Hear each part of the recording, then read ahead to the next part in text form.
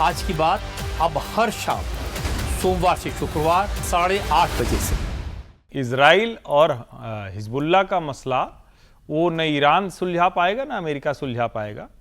चुनाव वहां होना है और मुझे बार बार ये लगता है कि इस एक्सट्रीम तक अगर नेतन्याहू जा रहे हैं, उनकी कैबिनेट के लोग जा रहे हैं, तो ये कोई मतलब अनायास नहीं है। वो बहुत सोचा समझा, वेल प्लान्ड उनका है। और अमेरिका जो कर रहा है वो शायद उसी का हिस्सा है कि वो ये कह रहा है कि किसी भी तरह से लेबनान वाले फ्रंट की वजह से ईरान की डील नहीं टूटे। इसको इस तरह से ही देखा जाना चाहिए, क्योंकि अगर अमेरिका इजराइल के साथ बड़ी अच्छी अच्छी बात करेगा, गुडी गुडी बात करेगा, तो फिर ईरान कहेगा तुम्हारा तो दोस्त है, तुम्हारी बात सुनता है। अमेरिका जब गुस्से में ये बोल रहा है, जेडी वैंस ये बोल रहे हैं कि अरे हमारे हथियारों से तुम लड़ाई लड़ रहे हो, हमारी वजह से तुम्हारी जमीन बची हुई है, तो वो मोटा मोटा ईरान को एक तरह से उसकी ईगो मसाजिंग कर रहा है, ईरान की भाषा बोल रहा है। इजराइल कहेगा हमारे देश के ऊपर थ्रेट है, हमारी सोवरेनिटी पे, हमारी लैंड पे थ्रेट है, हम नहीं छोड़ेंगे। कुल मिलाकर स्ट्रेट ऑफ हॉर्मुज इससे आइसोलेट हो, अलग तरीके से रखा जाए और इजराइल और लेबनान की लड़ाई अलग तरीके से। क्या इजराइल अब दुनिया की शांति के लिए खतरा है? मैं सीधे पूछ रहा हूं। नहीं, इजराइल दुनिया की शांति के लिए खतरा नहीं, इजराइल अपनी शांति के लिए लड़ाई लड़ रहा है, इसमें भ्रम नहीं होना चाहिए।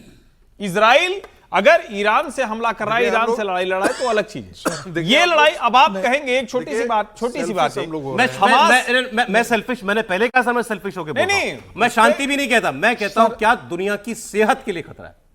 अगर हमास मान लीजिए हमला कर दे अभी, तो क्या इजराइल उसको इसलिए छोड़ देगा कि दुनिया ठीक रहे?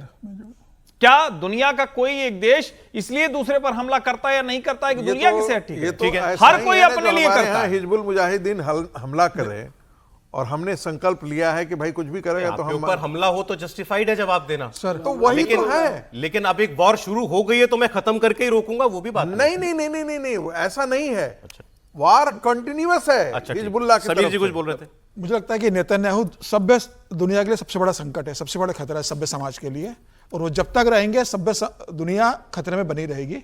भारत में भी तो आतंकवादी हमला हुआ था, भारत ने घर में घुस के पाकिस्तान को मारा, तो क्या उसके बाद प्रधानमंत्री मोदी ने कहा कि हम इस युद्ध को कंटिन्यू करेंगे? ठिकाने लगाया आतंकवादियों को, सारे उनको लॉन्चिंग पे उड़ा दी और पाकिस्तान को समझाया कि अब अगर ऐसा होगा तो घर में घुस के मारेंगे। इसका मतलब ये तो नहीं कि भारत लगातार उसके अंदर हमला करता रहा, लड़ते ही रहते।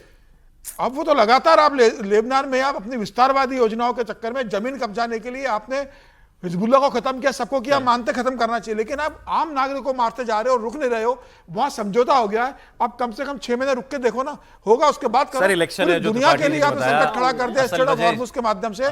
भारत आज सफर कर रहा है और उसके बाद दुनिया नेतन्याहू को बताने को तैयार नहीं है कि तुम्हारे कारण दुनिया कितनी संकट में आ गई है। नेतन्याहू पे 2 संकट है। नेतन्याहू का एक तो नेतन्याहू की कुर्सी जाने वाली है, इलेक्शन वो हारेंगे, और दूसरी उनके ऊपर जो है भ्रष्टाचार के आरोप है, वो जेल भी जा सकते हैं। उनके पास एक ही तरीका है, मैं नेशनल हीरो बन जाऊं किसी तरह, तो मेरी गर्दन बचेगी, संकट में डाल दूं बस। आज भारत में इतना बड़ा संकट उत्पन्न हो रहा है। ये भी बता दें आपको कि अगर ये चुनाव हार गए, जिसकी बहुत संभावनाएं हैं, तो इनके बाद जो आएगा ना वो इनसे कम कट्टर नहीं होगा, वो वैसे ही होगा, जो भी आता कट्टर ही रहेगा सर ईरान को लेकर।